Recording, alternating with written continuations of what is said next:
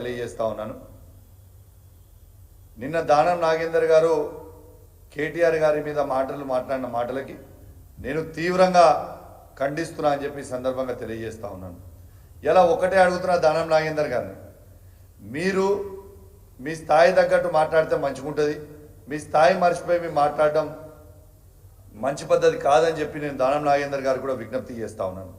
ఒకటే అడుగుతున్న దానం నాగేందర్ గారిని, మీరు 22 జూన్ 2018 నాడు మీరు కాంగ్రెస్ పార్టీకి రాజీనామా చేసి బీఆర్ఎస్ పార్టీలో చేరిన నాడు మీరు చెప్పిన జవాబు ఏంటిది? మీరు ఆ రోజు మాట్లాడిన మాటలు ఏంటిది? మీరే మాట్లాడారు కదా ఆ రోజు. ఏమని మాట్లాడారు మీరు ఆ రోజు? కాంగ్రెస్ పార్టీ అనేది తీవ్రమైన అన్యాయం చేస్తుంది అనేది దానం నాగేందర్ గారు ఆ రోజు మాట్లాడి బీఆర్ఎస్ పార్టీలో చేరి కేసీఆర్ గారి దయ వల్ల ఎమ్మెల్యేగా గెలిచి 2 సార్లు మళ్ళా ఇలా కేసీఆర్ గారిని కేటీఆర్ గారిని విమర్శించే స్థాయిని ఇది అయిపోయిందా? దానం నాగేందర్ గారు నేను చెప్పిన మాటలు కాదు ఇవి. మీ ముఖ్యమంత్రి అయిన రేవంత్ రెడ్డి గారు నేను ఏమని తిట్టిరో ఒకసారి నువ్వు చూసుకున్నావా? అసలు నీకు సిగ్గు శరము లజ్జా మానం నీకేమైనా ఉన్నదా? రేవంత్ రెడ్డి గారు చెప్పారు, నేనన్న మాటలు కాదు ఇవి. రేవంత్ రెడ్డి గారు ఏమన్నారు? పంజాగుట్ట చౌరస్తాలో దివాన్షి దగ్గర బీడీలు అమ్ముకునేటోడు దానం నాగేంద్ర అన్నాడు. మరి నేను ఒక్కటే అడుగుతున్నా, నీ బీడీలు అమ్ముకునేటోడివి నువ్వు, మరి ఇన్ని వేల కోట్ల రూపాయలు నువ్వు ఎట్లా సంపాదించినావు? ఇలా హైదరాబాద్లో నీకంటే ఎక్కువ హరాస్మెంట్ చేసేటోడు కూడా ఉన్నాడా? ఇలా బిడ్డ నువ్వు చేసిన కబ్జాలు, నువ్వు ఇబ్బంది పెట్టిన నీ బాధ్యతలు చాలామంది నాకు అప్రోచ్ అయ్యారు. నీ సంగతి, నువ్వు చేసిన అవినీతి, నువ్వు చేసిన ల్యాండ్ కబ్జాలు, నువ్వు ఇప్పుడు ఇల్లు కట్టుకున్న ఇల్లు దగ్గర పక్కన ల్యాండ్ వాళ్ళని ఎంత ఇబ్బంది పెట్టినావో, అసలు ఏడ కట్టినో నీ అక్రమాలు కూడా మొత్తం కూడా త్వరలోనే బయట పెడతాము.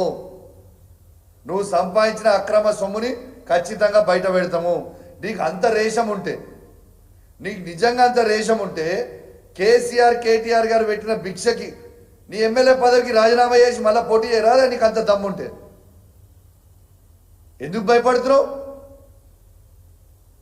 నీకు దమ్ము ధైర్యం ఉంటే, నువ్వు మొగోనివే అయితే నీకు చెప్తున్నా, రాజీనామా చేయరి. దానం నాగేందర్తో పాటు 9 మంది పార్టీస్ పెట్టిన వేళ ప్రతి ఎమ్మెల్యేలు రాజీనామా చేసి మళ్ళా పోటీ చేయండి. మీ సంగతి ఏంటో ప్రజలు చెప్తారు. ఇలా అమ్ముడు వేయటోళ్ళు మీరు, నువ్వు మాట్లాడేటోనువా? ఇలా నేను ఒక్కటే చెప్తున్నా, మన బీఆర్ఎస్ పార్టీ కార్యకర్తలందరూ కూడా ఎవరు అధైర్యపడాల్సిన అవసరం లేదు. ఖచ్చితంగా ఇలా నాలాంటి ఎమ్మెల్యేలు మేమందరం కూడా మీ అందరి కృషితోని కేసీఆర్ గారి నాయకత్వంలో గెలిచిన వాళ్ళం. మీకు మాటిస్తా ఉన్నాం, ఇట్లాంటి అమ్ముడు పోయే ఎమ్మెల్యేలు ఎవరున్నా కూడా మనం అధైర్యపడాల్సిన అవసరం లేదు. మనకి బలమైన నాయకత్వం కేసీఆర్ గారు ఉన్నారు, కేటీఆర్ గారు ఉన్నారు, హరీష్ రావు గారు ఉన్నారు. వాళ్ళ నాయకత్వంలో అద్భుతంగా మళ్ళా మనము అధికారంలోకి వస్తాము. మీ అందరి మీకు అవసరం ఉన్న రోజు ఖచ్చితంగా మేము అందరం కూడా నీకు అండగా నిలబడతామని చెప్పి బీఆర్ఎస్ పార్టీ కార్యకర్తలకు మేము చెప్తా ఉన్నాం.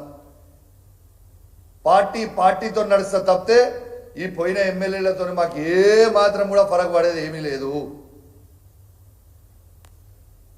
వేలాది మంది జెడ్పీటీసీలు, ఎంపీపీలు, లక్షలాది మంది బీఆర్ఎస్ పార్టీ కార్యకర్తలు, వందలాది మంది మాజీ ఎమ్మెల్యేలు, వందలాది మంది మాజీ ఎంపీలు, వందలాది మంది మున్సిపల్ చైర్మన్లు, కౌన్సిలర్లు మస్తు